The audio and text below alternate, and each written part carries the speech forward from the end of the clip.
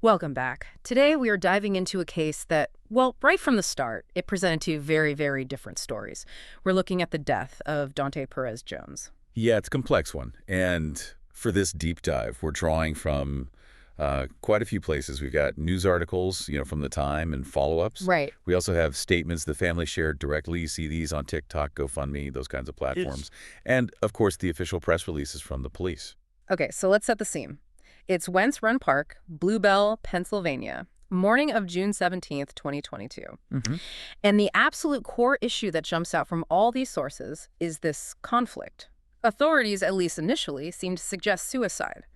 But Donte's family, they were adamant from day one, saying, no, something else happened here, foul play. Exactly. So our goal today is really to, unpack all that source material for you, lay out the key facts as presented in these different accounts. Understand the viewpoints. Right, see where they clash, what specific details cause that friction, and what questions are sort of left hanging when you put it all together. Okay, so maybe the best place to start is with Donte himself. Who was he?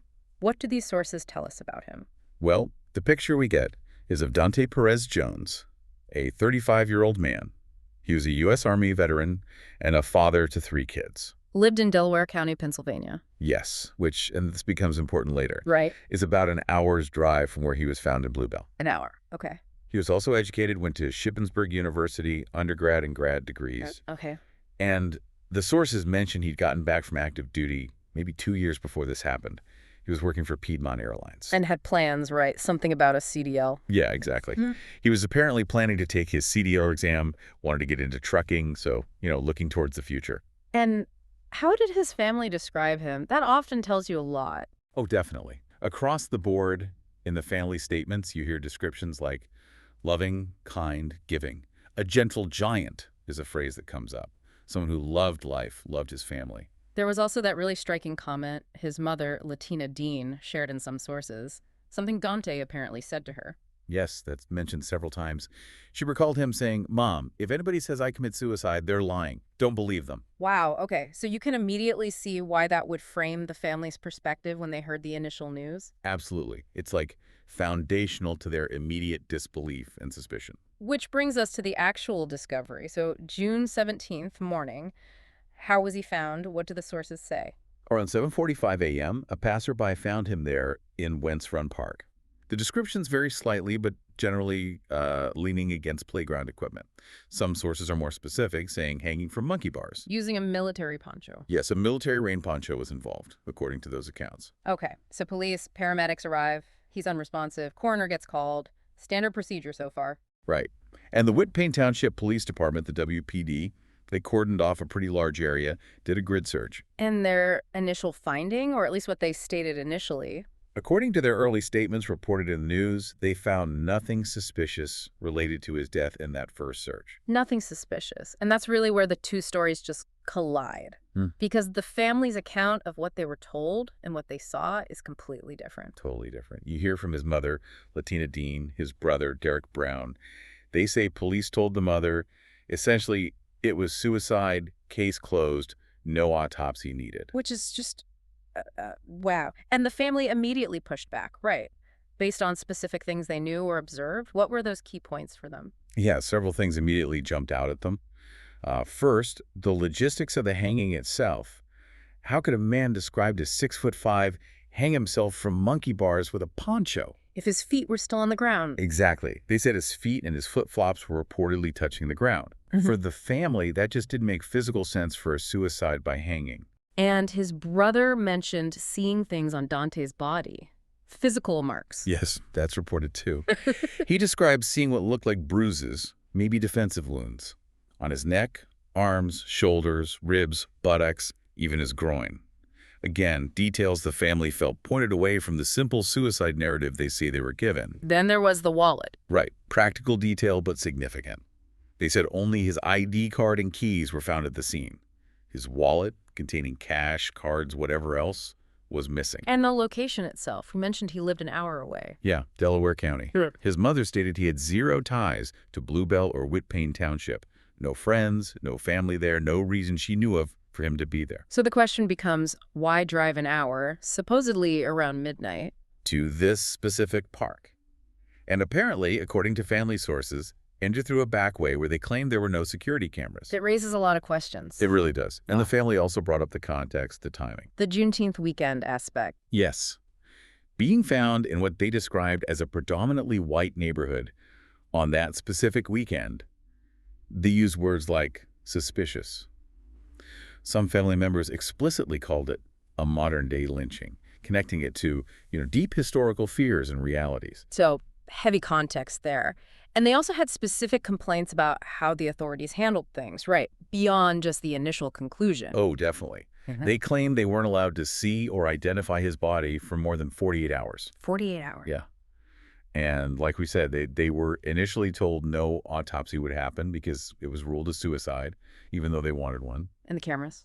There were claims from family members that surveillance cameras that might have captured something near the scene were conveniently moved or weren't recording or weren't monitored. Those specific allegations are in the family's accounts. And then the park itself, reopening so quickly. Yeah, that also really bothered the family. Sources mentioned the park was reopened, and apparently there was even some kind of scheduled event held there just hours after Donté's body was discovered that morning.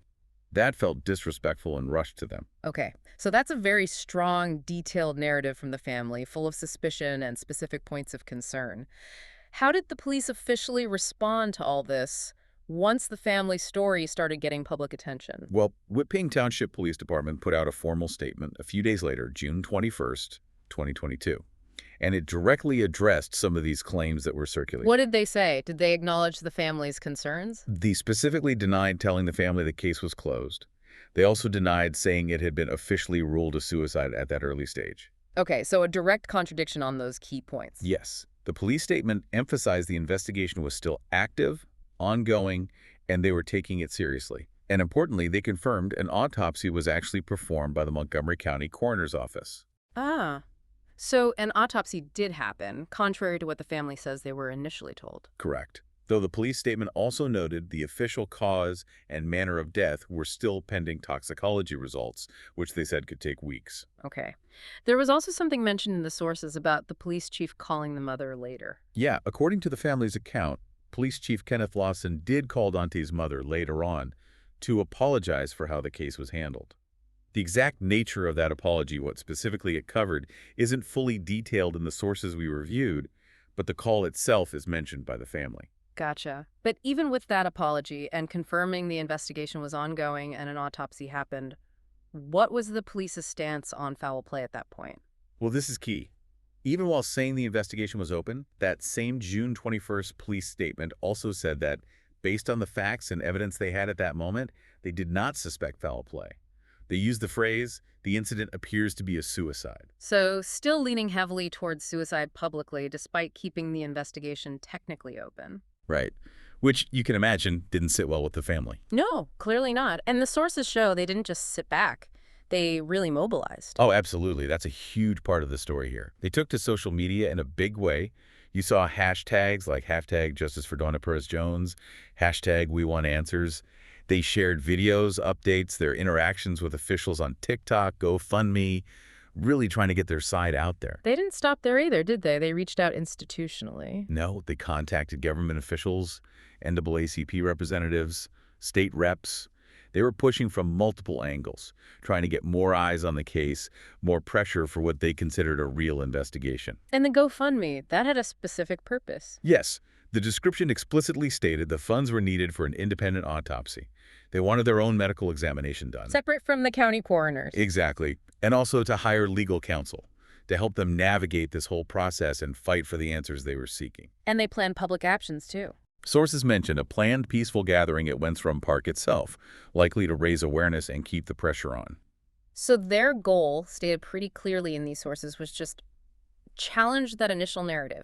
Change it from suicide to what they believed happened. Yeah, find the truth, get justice for Donté, as they saw it. Okay, so when we step back and look at all these pieces, the police statements, the news coverage filtering that, and then the very direct, passionate accounts from the family, what does this whole situation sort of reveal about how these things unfold, how information works or doesn't work in cases like this? Well, it's a stark example, isn't it, of how quickly you can have two completely different realities emerge.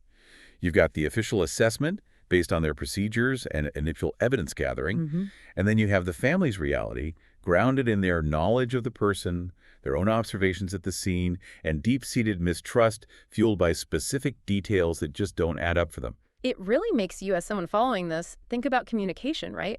How crucial is that initial interaction between law enforcement and a grieving family?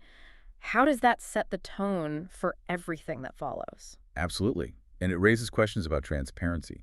What information is shared, when, and how, and what recourse does a family have when they fundamentally disagree with the official findings? Where do they turn?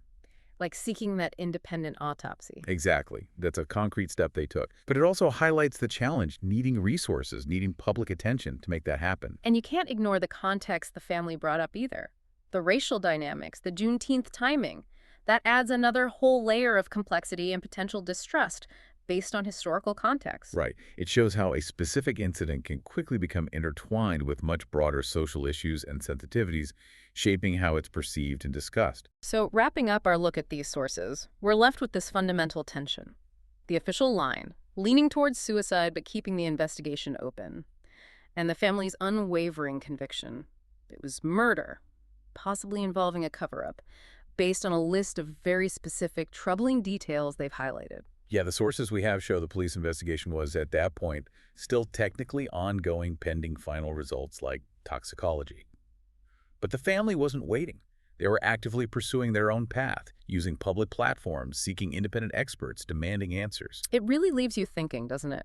What does a case like Donte Perez-Jones's tell us about the different ways people search for truth when the official story feels wrong?